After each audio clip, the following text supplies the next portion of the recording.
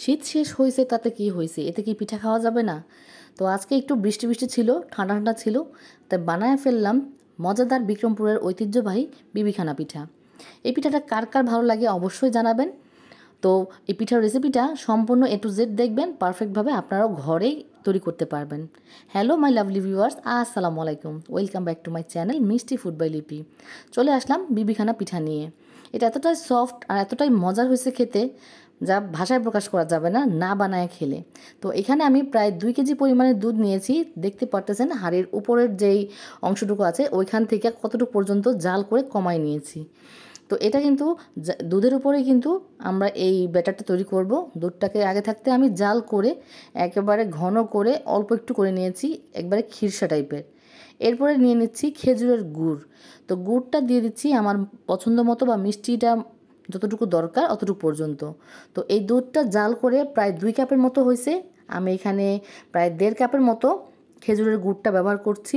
তো আপনারা চাইলে এখানে আখের গুড় অথবা চিনিটাও ব্যবহার করতে পারেন, তাতে করে কিন্তু বেশি টেস্ট ভালো আসবে না।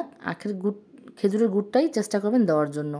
তো ভালো করে দুধের সাথে এই গুড়টাকে হাত দিয়ে কচলাইয়ে তারপরে আমি এটাকে মিশিয়ে নিচ্ছি। এরপরে দিয়ে দিচ্ছি এখানে নারকেল কোড়া।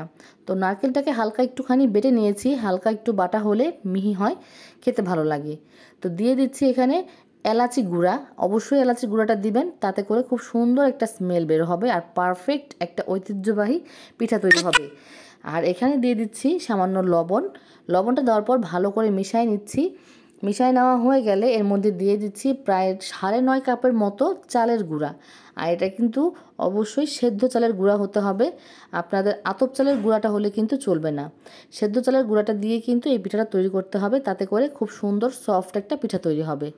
তো এখানে আমার প্রায় 9.5 কাপের মতো চালের গুঁড়া লেগেছে। আর এটা কিন্তু খুব সুন্দর করে বেশ ঘন একটা থিক একটা ব্যাটার তৈরি করতে হবে। তো এই তো ব্যাটারটা কিন্তু আমার রেডি করা হয়ে গেছে। তো এর মধ্যে প্রায় 3 টেবিল চামচ পরিমাণের একেবারে সুন্দর ফ্লেভারওয়ালা ঘি ব্যবহার করেছি। তো ঘিটা দেওয়ার পর ভালো করে আবারও মিশিয়ে নিলাম। তো দেওয়ার পর দেখলাম যে আমার এখানে চালের গুঁড়ার পরিমাণটা একটু কম হয়েছে। তো আমি এখানে আবার আরেকটুখানি চালের গুঁড়ার পরিমাণ দিয়েছি। তো মোটমাট আমার 9.5 কাপের মতো লেগেছে। এরপরে বেশ ভালো করে হাত দিয়ে চটকা নিতে হবে। আর আপনারা চালের গুঁড়া ততক্ষণ পর্যন্ত দিবেন যতক্ষণ না দেখবেন এরকম খুব সুন্দর একটা ঘন একটা ব্যাটার তৈরি না হচ্ছে। তো আমি একটা টিফিন ক্যারিয়ার বাটি নিয়েছি, বা আপনারা যে কোনো বাটিতে এটাকে সেট করতে পারেন। এর মধ্যে আগে থাকতে একটু ঘি ব্রাশ করে দিয়েছি।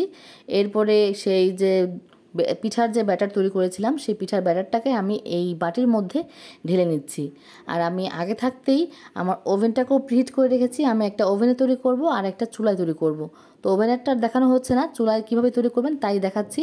তো একটা মোটা তলানিযুক্ত হাঁড়ি নিয়ে নিচ্ছি, এর মধ্যে কিছুটা লবণ ব্যবহার করছি।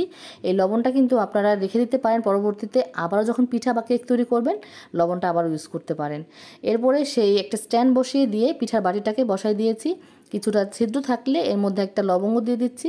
এরপরে প্রায় 1 ঘন্টার মতো একেবারে মিডিয়াম ফ্লেমে এটাকে আমি বেক করব।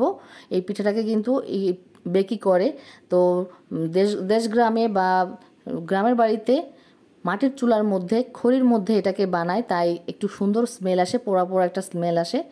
তো যাই হোক, এখন আমাদের যেহেতু মাটির চুলা নাই, গ্যাসের চুলায় বিবিখানা পিঠা তৈরি করছি। তো 1 ঘন্টা পরে চলে আসলাম, দেখুন খুব পারফেক্টভাবে কিন্তু এটা কুক হয়েছে। তো এখন এর কালারটাও কিন্তু দারুণ হয়েছে। যেহেতু অনেক পরিমাণের দুধ আর ঘি ব্যবহার করা হয়েছে, তো এর উপরটাতে কিন্তু ঘিয়ের আর দুধের যে ক্রিমটা আছে সে ক্রিমের লেয়ারটা কিন্তু পড়ে গেছে। তো একটা প্যালেট নাইফ দিয়ে আমি এর চারপাশটাকে ছাড়াই নিচ্ছি। এরপর এটাকে আমি মোল্ড আউট করে নেব। তো সামান্য একটু ডেকোরেশন করে দিচ্ছি, এর উপরটাতে কিছুটা বাদাম কুচি ছড়াই দিয়েছি। আপনারা চাইলে নাও দিতে পারেন, কোনো সমস্যা নেই, টেস্টের কোনো হেরফের হবে না।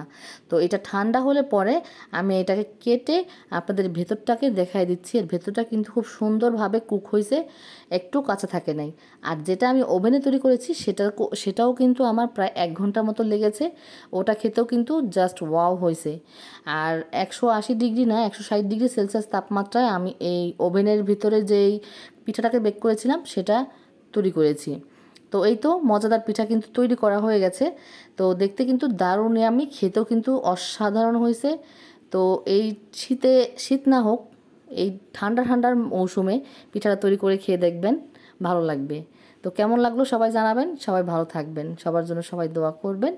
আগামী ভিডিওর আমন্ত্রণ জানিয়ে এখানেই বিদায় নিচ্ছি। আল্লাহ হাফেজ।